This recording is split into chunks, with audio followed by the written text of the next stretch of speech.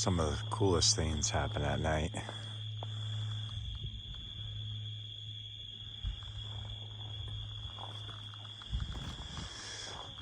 It's funny, through the camera you can't really see what it is I'm seeing because you probably don't see the ambient glow, but you just see the direct beam from my headlamp. But just being out here at night is so freaking cool.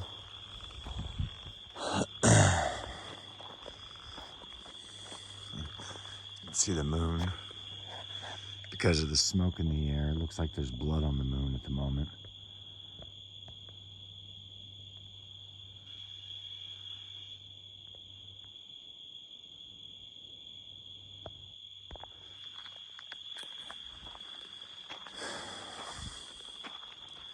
Yeah, it's funny. When I was younger, because of the inexperience that I had growing up with my parents, they definitely tried to be as outdoorsy as they could, but with my father being as handicapped as he is, he was essentially crutches bound by the time I was 8, 9, and then cane and wheelchair, power scooter ever since I was like 14, really. And you know, he did his best when it came to doing outdoorsy stuff with us as kids. But one of the biggest things is he wasn't able to do is get out and just do walks. You know, walks out in the woods and hikes and stuff like that. And as an adult, those are the things I actually truly enjoy the most. You know, it's no fault to him. I mean, you can't change genetics, but it was one of my greatest fears. Oh, there she is. Let's see if you guys can see.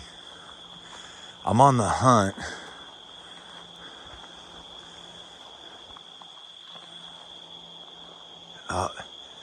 See her eye glows right around there. Hold on a sec. I'm on the hunt for our elusive house cat that turned into an outside cat as soon as we moved out here, because personally, I am more of a dog person, but I just hate having animals in my house, period. Unless it's a tank or caged animal, I just can't handle it. The smell, the mess, the nuisance, everything like that, I just can't handle it. But going back on what I was saying, I just thoroughly enjoy experiencing the differences in the woods between day and night. And right now, because of the smoke in the valley, I am not able to walk around just based on moonlight, even though tonight would have been a really good night.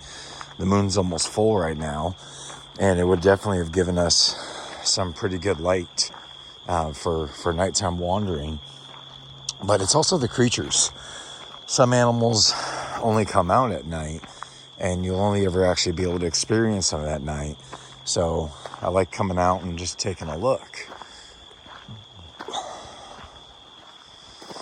Update though, I have not seen any traces of that bear since that one sighting. So we can chalk that up to being a fluke in this area, or the dead turkey that was in that backyard lured him in. Or maybe the young man was just mistaken on what he thought he saw. I recall, so this is a funny story. When I was, probably early 20s, me and a couple buddies of mine, my two wingmen growing up, we decided to go up on a nighttime hike up Table Rock, because if you haven't ever experienced a nighttime hike up at Table Rock in Southern Oregon and just looking out on the lights and the life of the valley at night, it's just gorgeous. It really is. We were coming back down, and all we had with us at that time was a couple lighters, a mini pocket light that was on my keychain, and I think that's about it. And so we're about 3/4 of the way down. No, I'm sorry, we're about 1/4 of the way down. And we start hearing some rustlings in the bushes and everything around us. And this is nighttime, and we're navigating by moonlight. So we were able to see quite a bit around. But as soon as I pulled out that light, we saw a pair of eye glows, and we automatically assumed it was a cougar. and it was right behind us the whole time. And every time we would stop and turn around, it was fascinating how our minds went straight into the aspect of instant danger. And it's a concept based on your primitive nature of humanity, where if you don't know what it is that's going on, you automatically assume it's a dangerous something. And it's a natural course of the preservation of life, right? Because you don't know. I mean, you don't know if it's a cougar, a dog, a deer, or a space alien, or a velociraptor. You just don't know because you can't actually make it out. And so the whole time we were walking single file line. I was in front. My buddy Clifford, love you, bro. He was in center, and my buddy TJ was following up on the rear.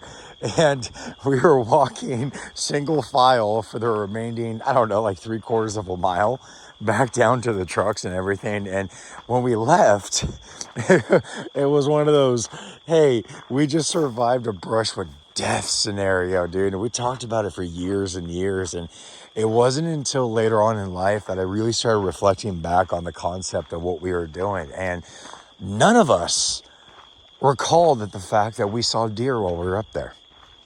And to this day, I actually firmly believe that what we saw behind us, trailing us, was a deer. And the reason why I say that is because deers, when they navigate at night, they have their heads down low when they're doing things, right? And that's where the position of the eyes were. And I don't know what the actual visual acuity of a deer is at night in low ambient light. But I think what it was is because of all the footsteps and everything with it, they were actually strangely comfortable walking around near us. And it was a funny story, and that was something I always reflect on, is the fact that unless you have all that information to thoroughly process on things, you're instantly going to go into a fight or flight mode in information that scares you. And unless you thoroughly analyze what the level of information is, well, you don't know if you're being scared by a deer or a velociraptor, And I just thought that was a hilarious story. And I didn't intend on making any kind of a video or a talk or anything like that tonight. I was just out walking my property because I really enjoy doing that at night. But yeah, I hope you get a kick out of that story, because I have for the last, 16 years. Man, I've gotten old. Oh, older. I'm still in my 30s. Late 30s, but 30s. Uh-oh.